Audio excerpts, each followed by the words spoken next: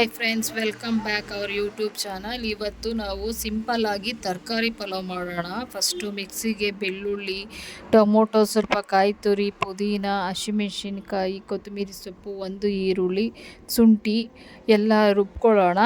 ರುಬ್ಕೊಂಡಿದ ನಂತರ ಕುಕ್ಕರ್ಗೆ ಎಣ್ಣೆ ಹಾಕಿ ಸ್ವಲ್ಪ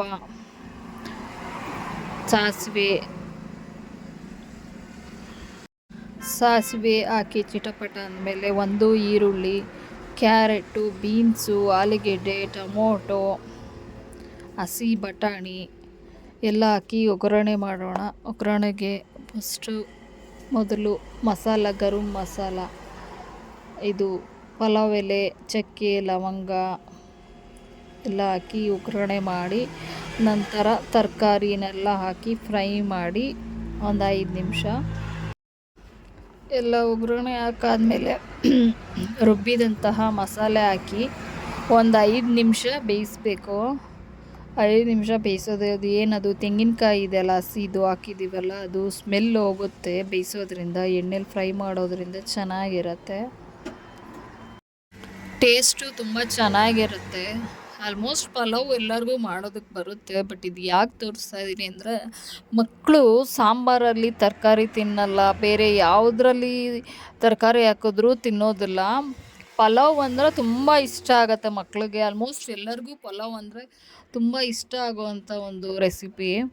ಅದಕ್ಕೆ ಇದು ಮಾಡೋದ್ರಿಂದ ಮಕ್ಕಳಿಗೆ ಒಂದು ಒಳ್ಳೆ ಹೆಲ್ದಿ ಫುಡ್ ಸಿಕ್ಕಂಗೆ ಆಗುತ್ತೆ. ಇದರಲ್ಲಿ ಎಲ್ಲ ತರಕಾರಿನೂ ಹಾಕ್ಬೋದು, ಮತ್ತು ಅದಕ್ಕೇ ಹೆಲ್ದಿ ಫುಡ್ಡು ಇದು ಪಲಾವು ತುಂಬಾ ಚೆನ್ನಾಗಿರುತ್ತೆ. ಮಕ್ಕಳು ಇಷ್ಟಪಟ್ಟು ತಿಂತಾರೆ ಪಲಾವ್ ಅಂದರೆ. ಆಲ್ಮೋಸ್ಟ್ ನನಗೂ ತುಂಬ ಪಲಾವ್ ಅಂದರೆ ಫೇವ್ರೆಟ್ಟು. ತುಂಬ ಚೆನ್ನಾಗಿರುತ್ತೆ, ಸಿಂಪಲ್ಲಾಗೆ ಬೇಗ ಆಗುತ್ತೆ, ಮತ್ತು ಎಲ್ಲ ತರಕಾರಿ ಇರೋದ್ರಿಂದನೂ ಎಲ್ಲದರಲ್ಲೂ ಒಂದು ಕ್ಯಾಲ್ಸಿಯಮ್ ಸಿಗುತ್ತೆ, ವಿಟಮಿನ್ಸ್ ಇರುತ್ತೆ. ಸೊ ಅದಕ್ಕೆ pulao my favourite recipe. So ಅದಕ್ಕೇ ಇದು ಸಿಂಪಲ್ಲಾಗಿರುತ್ತೆ, ಮಾಡ್ಕೊಳ್ಳೋಕೆ ಈಸಿನೂ ಇರುತ್ತೆ. ಅದಕ್ಕೆ ಇವತ್ತು ಪಲಾವ್ ಮಾಡ್ತಾಯಿದ್ದೀವಿ. ನಂತರ ಇದಕ್ಕೆ ಸ್ವಲ್ಪ ಧನಿಯಾ ಪುಡಿ, ಖಾರ ಪುಡಿ, ಹಸಿಮೆಣ್ಸಿನ್ಕಾಯಿ ಹಾಕಿದ್ದೀನಿ ರುಬ್ಬೋದಕ್ಕೆ. ಖಾರ ಸ್ವಲ್ಪ ಕಮ್ಮಿ ಇದೆ ಅಂತ ಅನಿಸ್ತು ಹಸಿಮೆಣ್ಸಿನ್ಕಾಯಿನಲ್ಲಿ, ಅದಕ್ಕೆ ಸ್ವಲ್ಪನೇ ಖಾರ ಪುಡಿ ಹಾಕ್ತಾಯಿದ್ದೀನಿ. ಮಕ್ಳಿಗೆ ಖಾರ ಅಂದರೆ ಇಷ್ಟ ಆಗೋದಿಲ್ಲ, ಅದಕ್ಕೆ ಸ್ವಲ್ಪನೇ ಖಾರ ಹಾಕಿ ಫ್ರೈ ಮಾಡಿ ರುಬ್ಬಿದಂಥ ಮಸಾಲೆ ಹಾಕಿ ಸ್ವಲ್ಪನೇ ನೀರು ಹಾಕಬೇಕು. ಅಂದರೆ ನೋಡಿ ನೀರು ಹಾಕ್ಕೊಳ್ಳಿ, ನೀವು ಅಕ್ಕಿ ಎಷ್ಟು ಹಾಕಿರ್ತೀರ ಅದ್ರ ಮೇಲೆ ಡಿಪೆಂಡು. ನಾನು 1.5 ಕಪ್ಪು ಲೋಟದಲ್ಲಿ ಅಕ್ಕಿ ಹಾಕ್ತಾಯಿದ್ದೀನಿ ಒಂದು ಬೌಲಲ್ಲಿ. ಸೊ ನೋಡಿ ಹಾಕ್ಕೊಳ್ಳಿ. ಒಂದು ಸ್ವಲ್ಪ ನೆನೆಸ್ತೀನಿ ಬೇರೆ ನಾನು, ಅದಕ್ಕೆ ಸ್ವಲ್ಪ ನೀರು ಜಾಸ್ತಿ ಹಾಕೋದಿಲ್ಲ.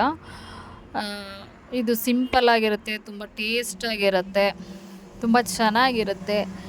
ನೀವು ಮಾಡಿ, ಮಕ್ಳಿಗೂ ಕೊಡಿ, ಫ್ಯಾಮಿಲಿಲಿ ಎಲ್ಲರೂ ಟೇಸ್ಟ್ ಮಾಡಿ. ಈಗ ಆಗಿದೆ ಇದು ನೋಡಿ, ಈ ಥರ ಆಗಿದೆ, ತುಂಬ ಚೆನ್ನಾಗಿರುತ್ತೆ, ಟೇಸ್ಟ್ಫುಲ್. ನಾನು ಮೊಸರು ಬಜ್ಜಿ ಮಾಡಿಲ್ಲ. Thank you for watching my video.